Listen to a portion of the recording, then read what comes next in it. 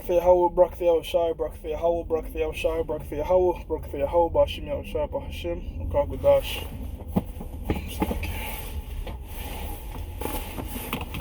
I want to say double honors to the apostles and the elders of Great Millstone True Well. I want to say salutations to the hopeful elect, the Akim to Sadakim that do this thing in the utmost truth and sincerity. On the Pre-Shaman, this week's topic is going to be entitled, Women Won't Be Picky in the Coming Days. Quote unquote picky. Or selective. Because right now in this self-created crisis, fucking U.S. government, right, that is making the rich richer, destroying the middle class, and letting those who didn't have any money suffer even more. You know, that's the nature of a devil. You know, that's the nature of one that is deceptive, one that is a false accuser. So-called white man, his brothers call him E. That's short for Esau, by the way. That's what he's referred to in the Bible. That's his nationality. Nation of Edom. With this crisis, he's increasing his wealth, doing wealth allocation, collapsing the middle class. People are going foreclosed on homes, foreclosed on businesses, and while the richest is buying it up and prolonging this crisis with false information. Okay, let's put things in perspective. 2017, 80,000 people died during the flu season. From 2019 till now, we're not even close to 60. So death is not going up. It seems like everybody nowadays is dying from the coronavirus. You know, nobody dies of a heart attack nowadays. If he dies because of coronavirus, that's being propagated by the U.S. media to create this fear-mongering society where people are behaving highly irrational. Prime example, they're restricting the amount of milk you can buy while farmers are dishing them extra milk they have. So it's no shortage of milk, but it's false created. You know, that's just one example of some of the BS that's going on right now. And look, this thing that the so-called white man is doing is not going to last forever. All right, he will get put in his place by the Heavenly Father and the Son. And as prophets, we're here to tell you, look, things are only going to get worse in the distant future. All right, not too distant future. And what do I mean worse? I mean, look, it's going to come a time where you're not going to be washing your hands and putting hand sanitizer on to eat some chicken or eat some. You're going to be fucking trying to eat whatever you can, whatever is edible. That's how hard things are going to get out here, man. You think waiting on line is some type of crisis? That's not shit, man. All right, what the Most High got in store for this place, all right? Scriptures speak about family. Scriptures speak about a time that has not yet been. So great a time that has not yet been. Jeremiah 30:7, Daniel 12:1, Jacob's trouble. This is nowhere close to Jacob's trouble, all right? Now it's leading up to it. You know, you hear Donald Trump speaking about the RFID microchip. You know that they're always going to create these new crises. Some created artificially and some just natural crises from the Heavenly Father. All right? And as we move closer to this man putting a cap on his New World Order, expect the biggest crisis to happen, which is that World War III-like event. Now, I know the United States don't think they could be beaten, because right now it seems like they can. But that's the pride of their heart. That's deceived them. They left themselves in their brigandine, in their armory, all right? They rule air-to-air warfare, land-to-air warfare. The U.S. military makes up 64% of the world's army. So they don't really care what these other nations are doing, all right? Because they know that they have superiority. But that was given to them by the Heavenly Father. Romans 9:17, the Most High built up America to be one of the largest economy, the largest military, all this stuff, to ultimately get all its allies turn its back on it and destroy it. But getting back to the topic at hand, yeah, women are going to be humble in these particular days that are coming. If you look at women in the Eastern cultures, such as Japan or the Middle East, they chase men. They do things. They cook. They clean. All right? Because over there, men don't put them on a pedestal. You know? They have other things to do. And here in the Western culture, they get put on a pedestal. They have and own everything. They could do everything you could do or even better. The black woman is graduating on the all-time high. That's done deliberately to break up the black family, okay? And give them welfare to get the black man out the house and destroy the family structure as well. So women get to be picky because they're privileged, right? But in those other particular societies where they're not, they do a lot more for you other than just sex. For the most part, when you get a woman in Western culture, you meet them, you dine them, just all this is just to get some pussy at the end of the day. You know, to cook and clean is beneath them. You know, they see that as slavery. Which, look, technically speaking, women should be a slave unto their husband, just like we're slaves unto the Lord. That's scriptural. The head of the man is your Lord, and the head of the Lord is the Most High. And then the head of the woman is the man. This is order. This is structure. This is how things. This is how the Most High wanted things to be. Genesis, the 3rd chapter. All right, that the man should rule over the husband. This show might get flagged for what I'm saying. That's how sensitive it is to speak about this topic, and they know this. This is to create confusion. All right, this is done by design, but it's going to come to an end. So the few select women out there that actually do things for their woman, that's not necessarily even in the truth, the Most High is going to bless you, man, if you're doing it unto a righteous man, you know? And to the sisters that believe and treat their man right and their man is not in the truth, the Most High is going to bless both of y'all because you're doing order. Remember, rebellion is as a sin of witchcraft, and most women rebel against this particular order. That's like most women in America are going to be wiped out, man, in this coming world's war. But prior to that happening, pursuant to the book of Isaiah, the 4th chapter and the 1st verse, reality is going to kick in. Reality is going to kick in, and that pride is going to be humbled, right? Reality is going to say, I just tried to punch this guy. I'm 135 pounds. He's 220 pounds, and he didn't fly through the window like I saw in a movie. That's when reality is going to set in, that a man is physically superior to a woman. And a man thinks logically, not emotionally. And in that day, you're not going to be looking for, who's the most suavest, and, then I'll take you if you meet my height requirement, or, you got to be this, that, big, you got to know how to fucking this, that, and the third, and just, your financial bank account has to be, that's going to be out of the window. You're going to be looking for who the fuck can make you live through this situation. Because primarily, at its core, women are dependent creatures by nature. And that's just the truth of it. Why would a woman ask you how much you make? Isn't that a dependent? When a man gets a woman, a man is not concerned about how much a woman makes or what's her job. Because he's thinking in his mind, I already know how to fend for myself. They're thinking, how can we join together and we can live together and we could join bank accounts together. That's a dependent mindset. So that nature is still in them. Even though they say that they're independent, but when they get a man, they immediately want to merge everything together, right? You don't meet somebody. You don't meet you get a best friend as a male. Yo, man, let's merge our bank accounts, bro. You don't say no shit like that. You find out for yourself, man.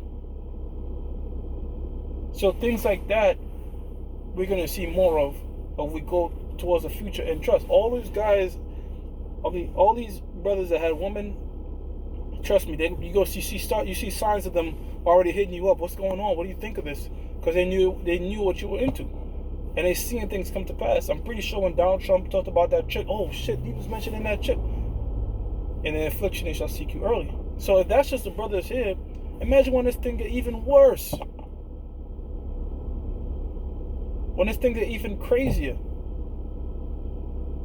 I'm talking about like the road type situation, man. True famine, not artificial, some shit that Esau said, you can only buy this much, when in reality, it's in a high demand. And they have the supply, but you're shortening the supply deliberately. Sweden didn't shut down their economy, they're fine. Japan didn't shut down their economy, they're fine. A lot of these different states that's not overreacting like Florida, they're fine. It's this artificially created situation here in New York, California, all right, that are crippling the have-nots and increasing the haves on purpose. And it's in their goal to stress this out as much as they can, get as much cash as they can out of this particular situation, man. And when they've bled you, let's reopen the economy now, Here's the crumbs. You can have the crumbs. After they eat, drink all the fucking meat and everything. Oh, here's the crumbs now. Open the shit back up. Now you're stuck, like a majority of people are going to be, with a new loan that you didn't even want. A new loan that you didn't ask for. But trust, you're going to get it, man.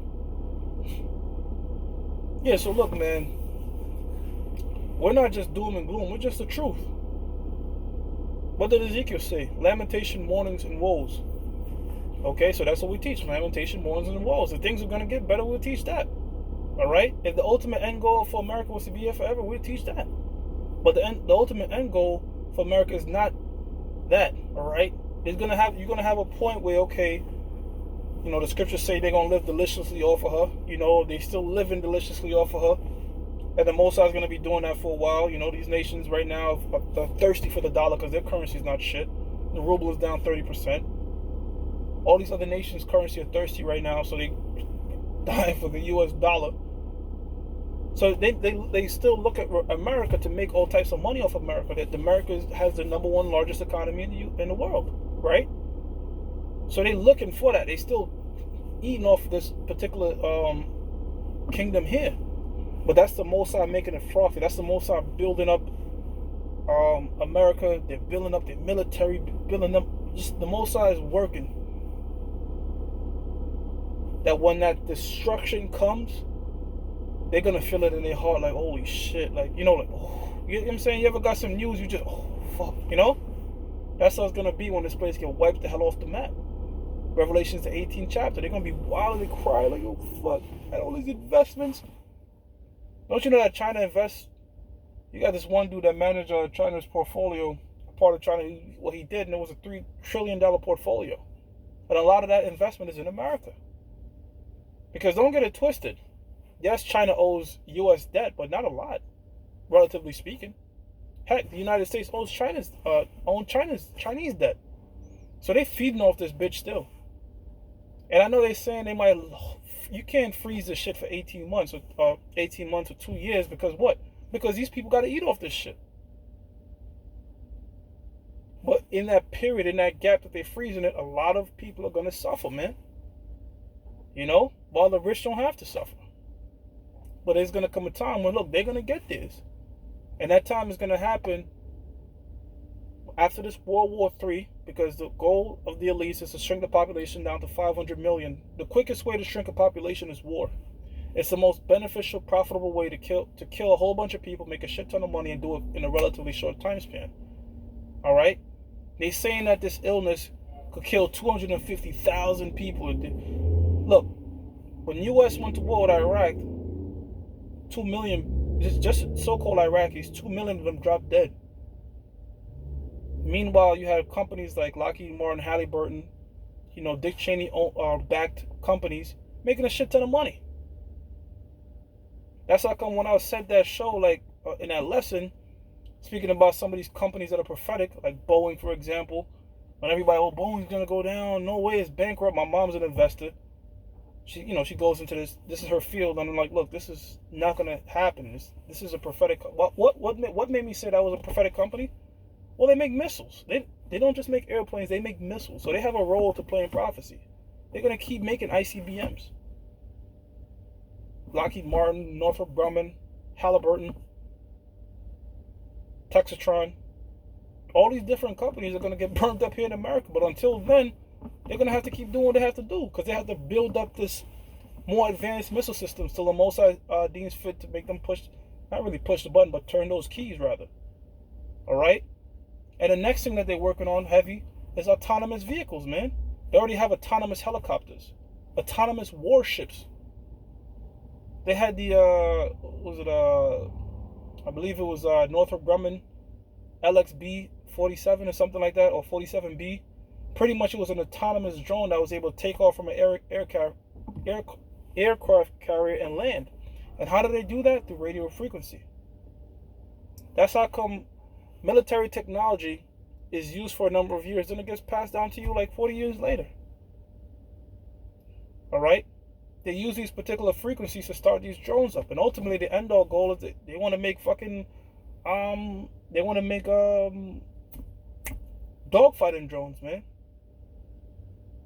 You know, they just completely pussy way of fighting a war, but that's the way that they're going, man. Different autonomous vehicles out there using radio waves, man. So they're gonna have these, just like how you see light posts set up, they're gonna have these small cell towers set up, man. Because what? Because these are the frequency. The higher the frequency, the shorter the wavelength. So they're going on the higher frequency with the 5th generation network, all right, which means it's going to be a shorter frequency. So to maintain that connection, they're going to have small cell towers, man. So when you're driving around these autonomous vehicles, or you have a true 5G phone. A lot of these phones say 5G, they're not even 5G yet.